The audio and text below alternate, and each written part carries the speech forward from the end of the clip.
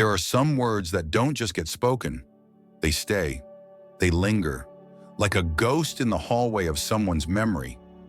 You've probably heard it before, that it's confidence, money, looks, status that make a woman remember you. But that's not the full truth. The truth is quieter, stranger, and far more powerful.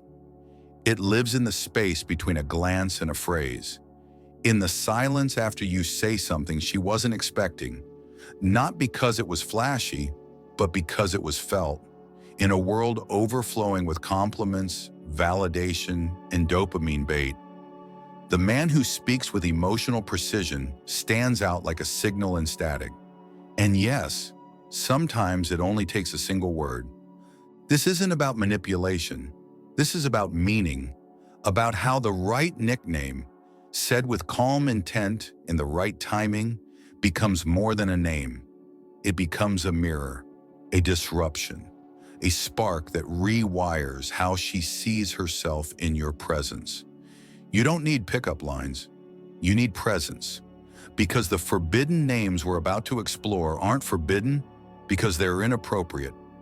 They're forbidden because they work, because they bypass performance, because they stick. Not in the logical mind, but in the emotional one. The one she doesn't talk about, but returns to at 2 a.m. The one that replays tone, not just words. In this video, you'll discover 5 of these nicknames, but more importantly, you'll learn the emotional strategy behind them. The Stoic mindset that lets you speak from clarity, not craving. From observation, not obsession. Each name is a tool, not a trick. When used with honesty and timing, it doesn't control her. It reveals her. And that, ironically, is what makes it unforgettable. You'll also learn the one nickname you should never use, no matter how cute it sounds, because one wrong word can collapse the entire frame. So if you've ever wanted to leave a mark that doesn't fade, a feeling that lingers long after you leave the room, stay with me. Because once you understand how emotional imprint works, your words will never feel generic again. You won't just be remembered, you'll be replayed. She leans in with that mischievous spark in her eyes, says something bold, something a little too clever, and you don't flinch. You don't smirk too soon. You just hold her gaze for one extra beat and say, calm and grounded, "You're trouble." Now pause, don't explain it, don't laugh, just let it hang in the air, like smoke after a match has been struck. That one word said right shifts everything. Not because of the word itself, but because of what it reflects back to her. In that moment, you didn't compliment her. You didn't chase. You saw something in her she maybe didn't even see in herself. A little chaos, a little fire, a little beautiful disruption. And you didn't run from it, you leaned in. See, most men are taught to say things like, "You're beautiful" or "You're sexy," generic praise designed to please. But a Stoic man doesn't aim to please. He aims to perceive. And when you say "you're trouble" with calm clarity, you're telling her something precise. That she affects you, but not in a way that shakes you. She stirs the still water, but doesn't flood the dam. That's emotional discipline, not detachment. It tells her, "I see your edge, I respect your power, and I'm not afraid of what it does to me." There's a psychological term called emotional imprint. It describes the moment someone leaves a residue on your inner world, a flash of feeling that rewires how you associate with them. Trouble, when used with presence, becomes an emotional imprint because it's unexpected, playful, and personal. It places her in a frame that's outside the usual narrative. Not the princess, not the seductress, not the nice girl, but the spark in your system that makes everything slightly more alive, slightly more dangerous. And here's the twist. It's not about her being wild. It's about you noticing that she wakes something up in you, but without giving up control. You maintain what the Stoics call inner governance. That's why it works. It's not submission. It's reflection. You let her know she's not just attractive, she's a pattern breaker. And that's rare. Let's go deeper. Think about how modern dating feels today. The scroll rage syndrome, the ghosting loops, the dopamine fatigue. Everyone's trying to feel something without risking anything. Compliments have become copy-pasted, emotions outsourced to emojis. But when you say you're trouble, in that moment, you create tension worth remembering. Because it's not loud, it's layered. It's not trying to flatter, it's trying to see. She's not just pretty, she's unpredictable. She's the one who makes you feel slightly off-center, and you like it that way. And this is important. Delivery matters more than language. If you say you're trouble with neediness or sarcasm, it falls flat.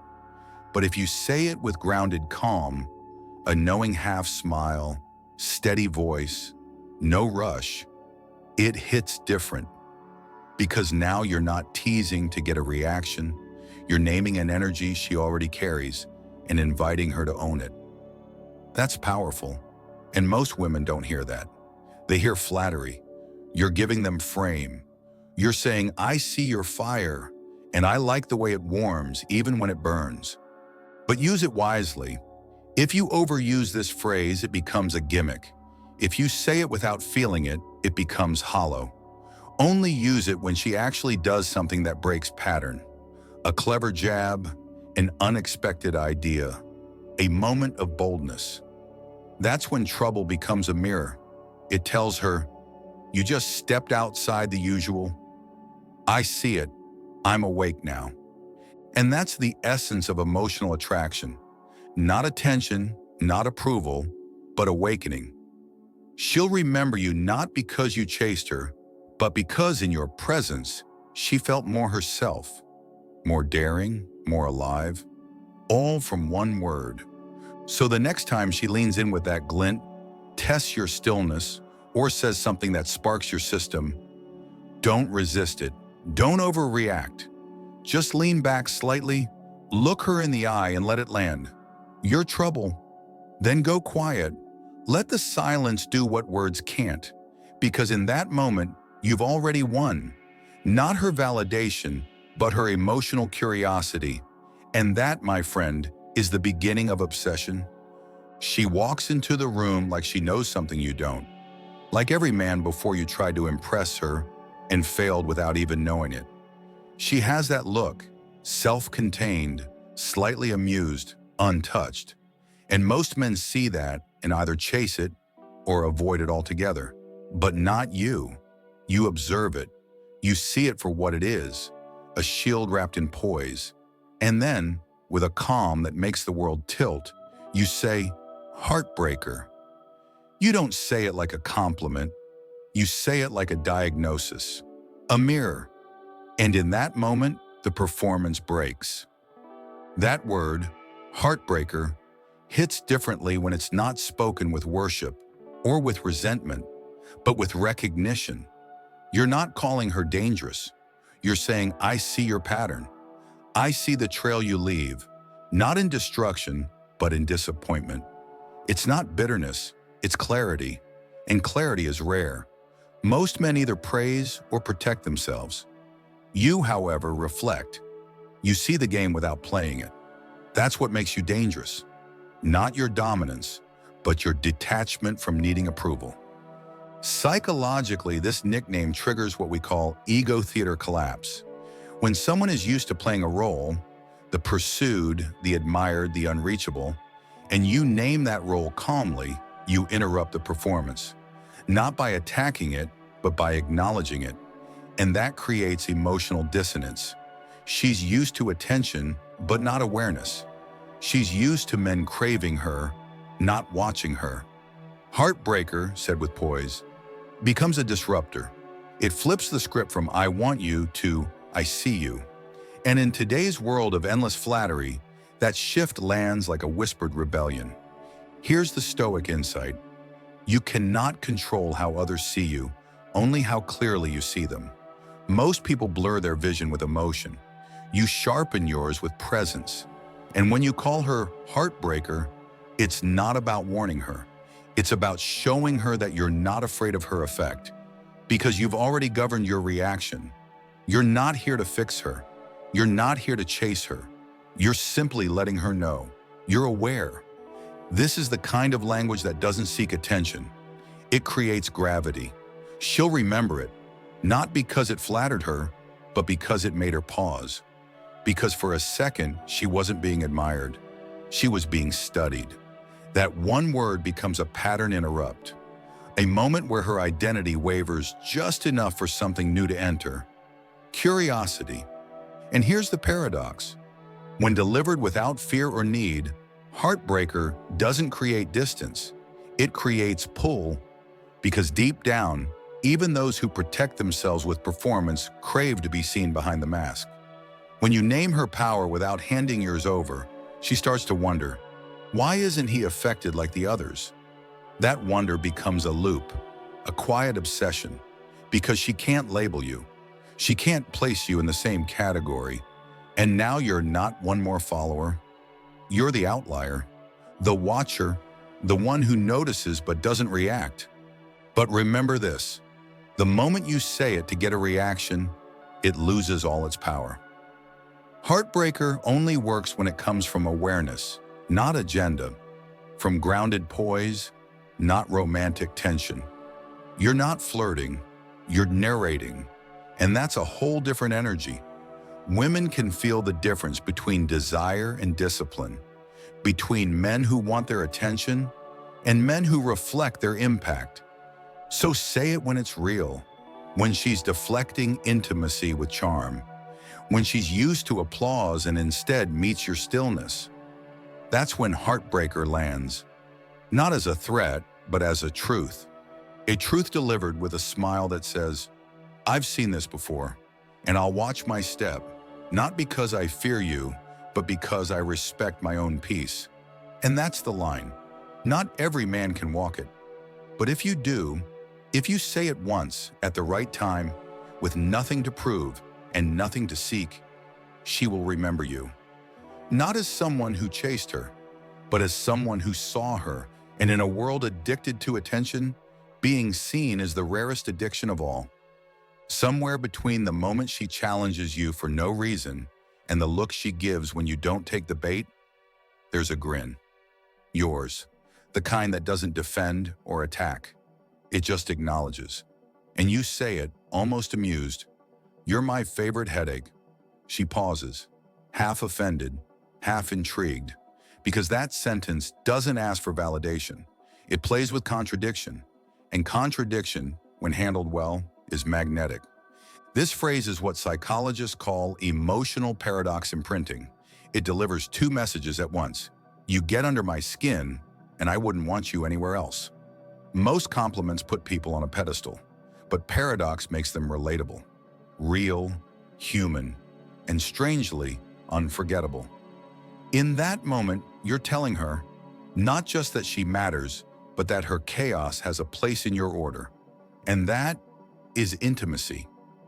A Stoic man doesn't seek peace at all costs. He seeks meaningful tension, because that's where growth lives. That's where polarity breathes. When you call her your favorite headache, you're not insulting her. You're framing her as the spark in your emotional algorithm, a glitch you welcome, a disturbance that sharpens.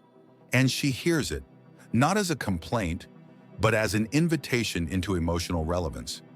In today's world, emotional push-pull dynamics are everywhere. Ghosting, breadcrumbing, hot and cold behavior. But most of them come from fear, not design. From confusion, not clarity. What you're offering is different. You're saying, I see the mess, and I'm still here, not because I'm stuck, but because I choose the friction. It's what I call selective irritation, the kind that doesn't drain you, it awakens you. Let's break this down. Women don't want to be admired endlessly. That gets boring. They want to feel like their presence causes movement, impact, a ripple in your structure. When you say my favorite headache, you're giving them that. Without giving up control, you're showing them that they affect you. And that effect is both complex and welcome. You're not just reacting, you're responding with layered presence. That's a level most men never reach. There's also something humorous about the phrase, but only when said from composure, not complaint. That's the trick. You're not throwing a jab. You're inviting a game, a shared story. It creates what I call micro-identity, a title that only exists between you two. And those titles become emotional anchors. Every time she teases you again, your smile will remind her, yes, this is the same energy, and it's ours. Stoically, this isn't about being unaffected. It's about being unshaken. She can get to you. She can spark your irritation, but it's still your frame, your choice to stay in it. Marcus Aurelius once wrote, "You have power over your mind, not outside events." This phrase is an application of that. You acknowledge the external tension, but own your internal clarity. That creates emotional gravity, a weight she can feel, but not manipulate. But here's the warning, never use this line when you're actually upset. Never weaponize it.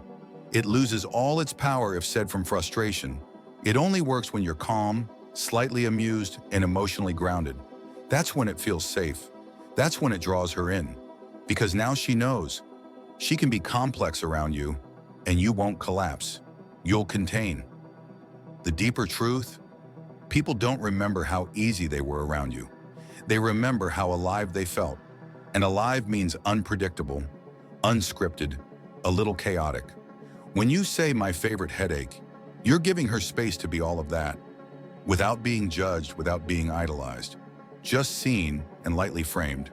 So next time she rolls her eyes, throws a clever jab, or interrupts your logic with emotion, don't defend, don't freeze.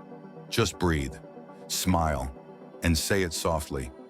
You really are my favorite headache. Then walk away.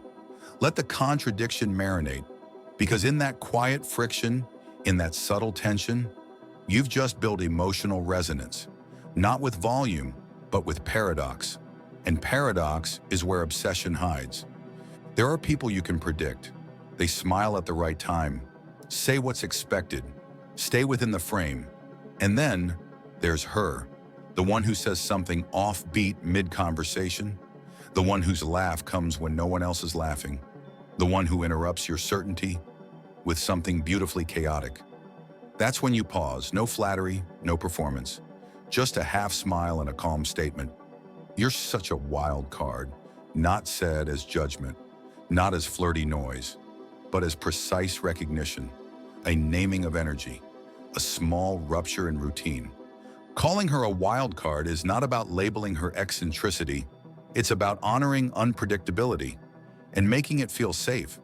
In a world addicted to patterns, to dating apps, to bios and highlight reels, most people are afraid of being truly spontaneous. Authenticity has been edited out. But when you name someone's surprise factor and do so with warmth and awareness, you give them permission to exist outside the script. And that's rare. Psychologically, this is called identity reinforcement through emotional mirroring. When you assign someone a title they find flattering, they begin to live up to it, not out of obligation, but resonance. Wildcard tells her that you don't just tolerate her unpredictability, you admire it. And more importantly, you see it as her value, not her flaw. This flips the internal script she might have carried, that being too much, too unpredictable, too bold, is unsafe. But here's where the Stoic layer enters. To see unpredictability and still remain unmoved is emotional self-mastery. A wild card only has power over someone who plays reactive. You don't. You watch. You notice. You accept the shift in pattern without losing clarity. And that creates something paradoxical, a sense of safety within chaos. You become the container, the frame, the grounded field where contrast becomes beauty. This is why the delivery matters. Wild card only lands when it comes from calm intrigue, not from confusion, not from fear. You're not overwhelmed, you're engaged. And that subtle energy of not trying to figure her out, but simply appreciating the disruption, is what pulls her closer. Because it's not common. It's not codependency masked as curiosity. It's genuine interest wrapped in sovereignty. In digital culture today, most interactions are algorithmic. You swipe, match, predict. People say what's been rehearsed. Attention becomes transactional. But when you call someone a wild card, you step out of that loop. You break the dopamine algorithm. Suddenly, the conversation isn't about validation, it's about revelation. And that creates what I call memory texture, something not just remembered, but relived. Stoic practice isn't about eliminating surprise, it's about meeting surprise without emotional chaos. When you meet a wild card with presence instead of panic, with reflection instead of reaction, you become unforgettable, not because you chased her unpredictability, but because you remained whole in the face of it. That's what creates attraction without attachment, impact without obsession, warmth without weakness. Let's be clear though, don't use this phrase to flatter. Use it to frame. When she says something off script, an unusual observation, a bold perspective, a moment of honest weirdness, that's your opening. That's when you look at her, steady, amused, and say, "You're such a wild card. I never know what I'm going to get with you." Say it like you're genuinely surprised. Say it like it's a compliment she didn't expect, but always wanted, because chances are, no one's ever called her unpredictable and made her feel seen because of it. And that's the real core of this phrase. Wild card doesn't put her in a box, it breaks the box. It tells her, "I don't need to define you, I just enjoy the mystery." And that permission is more intoxicating than praise, because now she doesn't feel observed. She feels unlocked. She's not performing anymore. She's arriving. So the next time you find yourself disoriented, not because something went wrong, but because she just shifted the mood, bent the rhythm, said something that made the moment feel more alive, pause, let your ego rest, smile, and say it. "You're such a wild card." Then let the silence follow, like punctuation in poetry. Because that moment won't just land, it will echo, and she'll come back to it, not to decode it, but to feel it again. There are moments when she doesn't even try. She just says something simple, raw, a flash of insight that shifts your entire frame. You were going one way, thinking in straight lines, and suddenly, you pause. Not because you're confused, but because you're moved. And in that silence, you see it. You feel it. She's more than interesting. She's a catalyst.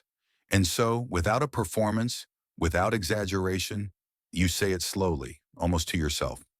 "You're kind of my muse." Now watch what happens. That word doesn't land like a compliment. It lands like a blueprint, a symbolic mirror. You didn't say she's hot. You didn't say she's smart. You said she changes how you think, that her presence alters your perception. And in a world obsessed with image, there's nothing more rare or more disarming than being seen as a source of internal shift. Calling her your muse is one of the most intimate things you can say, not because it flatters, but because it exposes. It doesn't say, "I want you." It says, "You matter to the part of me I don't show the world." The creative part, the private part, the part that turns chaos into clarity. And when you say it with calm energy, not worship, not weakness, it lands in her nervous system as purpose, not pedestal. That difference is everything. Psychologically, this phrase activates what I call emotional purpose projection. When someone is told authentically that they affect your internal world, they start to care more deeply, not for control, but for contribution. She stops wondering if she's wanted and starts wondering if she's impactful.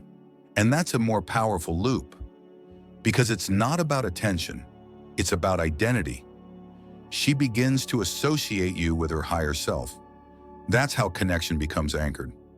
But here's the Stoic insight. Being inspired by someone doesn't mean being ruled by them. It means being opened, not overtaken. Marcus Aurelius once wrote, "The soul becomes dyed with the color of its thoughts."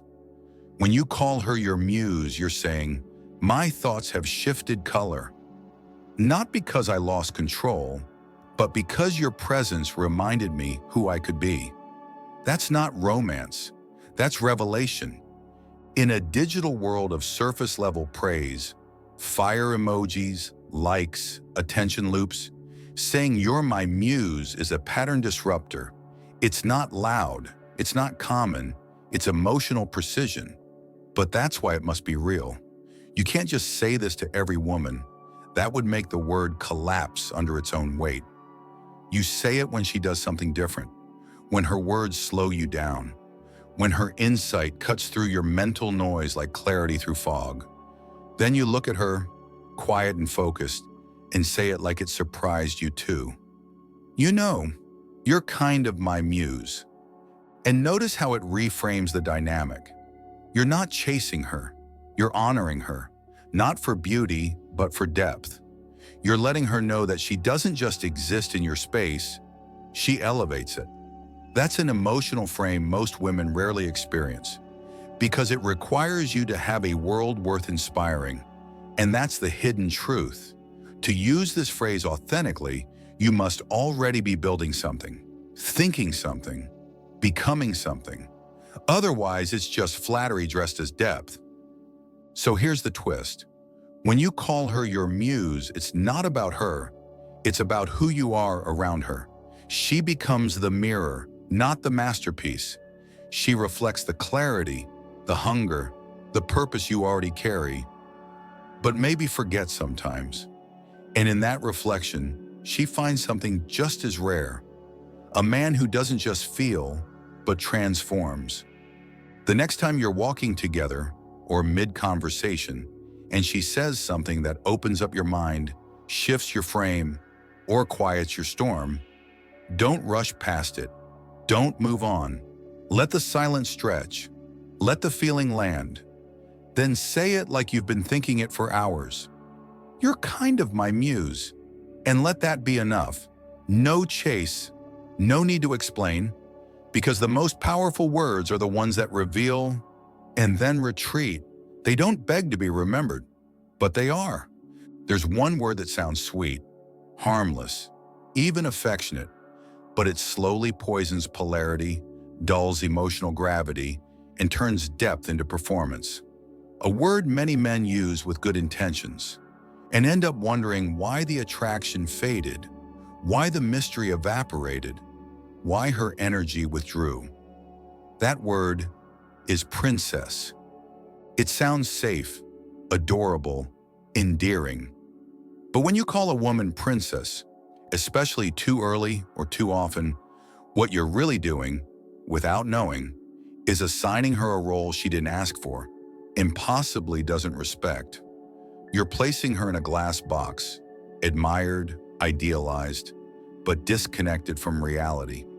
You've turned her into a symbol, not of intimacy, but of distance, not of impact, but of expectation. Psychologically, this phrase activates what I call ego inflation loop. It creates a subtle imbalance in dynamic, where one person becomes the receiver of special treatment without earning emotional presence. You might think it's cute, romantic, harmless, but most emotionally mature women don't want to be treated like royalty. They want to be treated like reality, seen, not staged. And when you say princess, especially with that soft-tone pedestal energy, you unconsciously signal, "I've already submitted." Here's the paradox. When you offer admiration without depth, you generate attention, not attachment. Princess sounds warm, but it cools polarity. It wraps her in dopamine cotton, safe, predictable, static. She doesn't have to engage, to reveal, to stretch. She just has to be cute. And cute is not obsession. Cute fades. The Stoic lesson is sharp here. Do not value what shines, value what endures. When you call someone princess, you're usually reacting to surface, looks, charm, energy, instead of reflecting their substance. You're offering reward before challenge, gratitude without growth. And what you reward repeats. You become a man who admires image, not identity. And once that dynamic sets in, connection becomes conditional. on behavior, sweetness, approval, not on truth. This is what I call symbolic sabotage, a phrase that feels intimate but actually reduces emotional intimacy. Instead of building a mirror, you build a stage. And on that stage, she has to keep performing. Sweet, light, lovable, or else the spell breaks. And here's the worst part. It's not just her who feels the burden. You do too.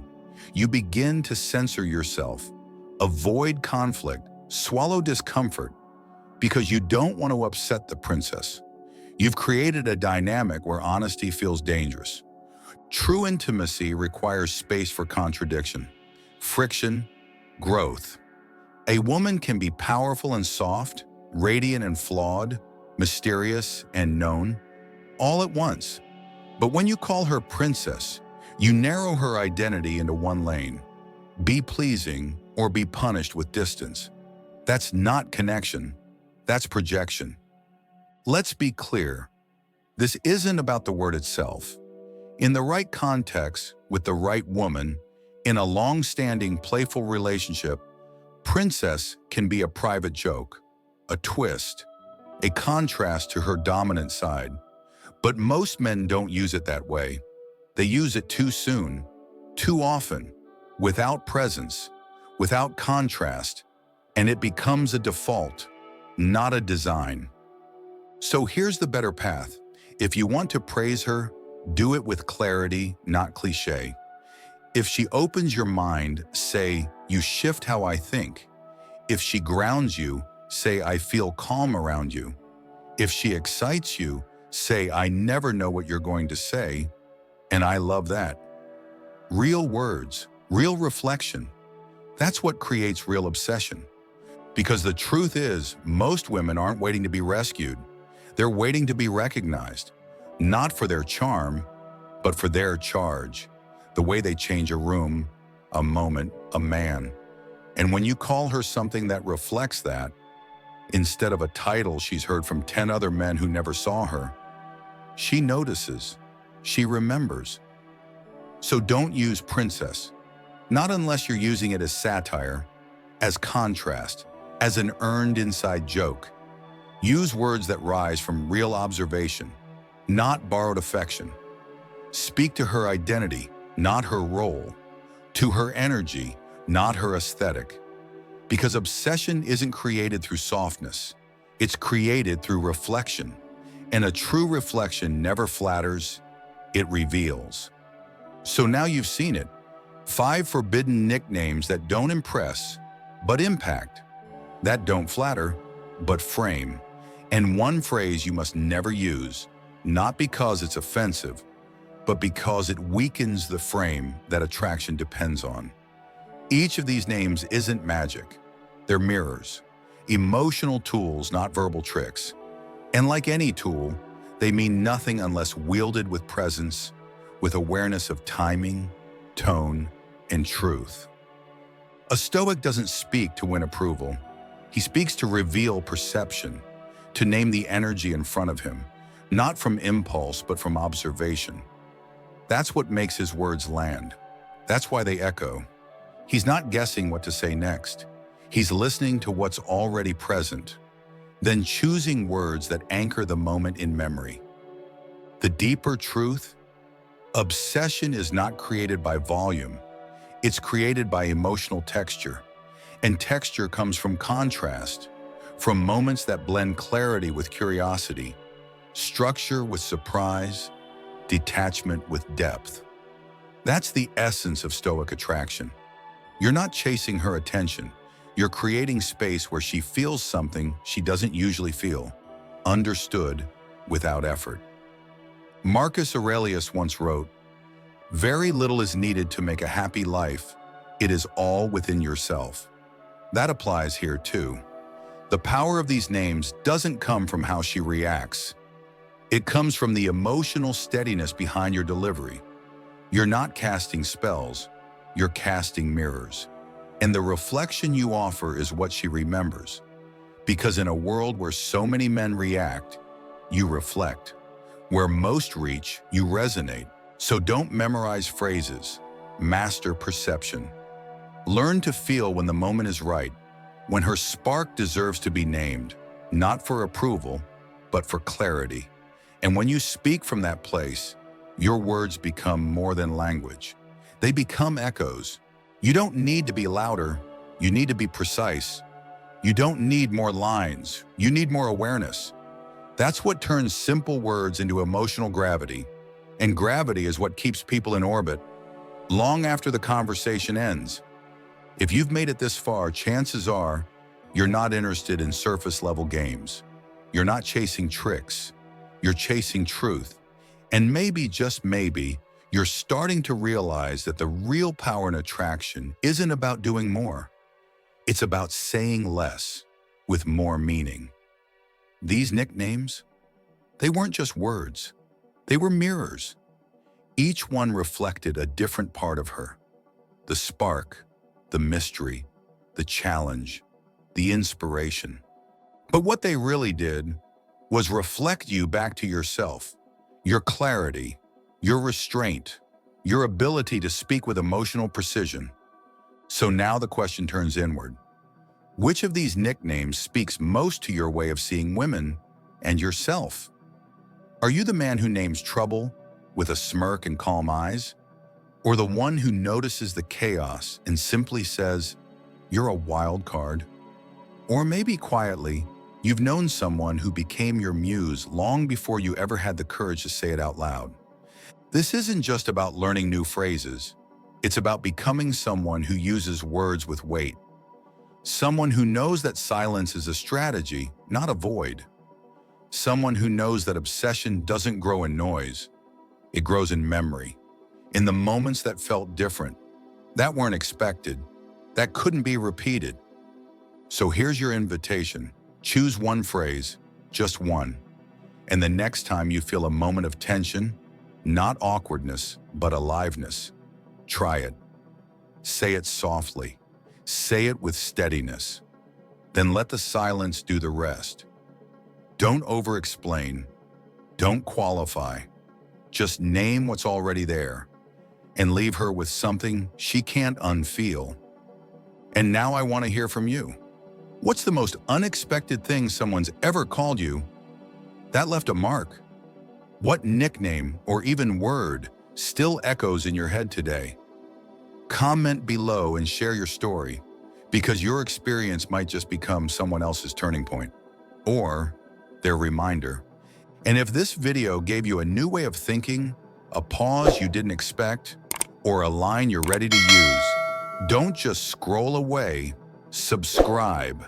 This is just the beginning. Because once you master emotional language, everything changes. Not just how people see you, but how they feel you.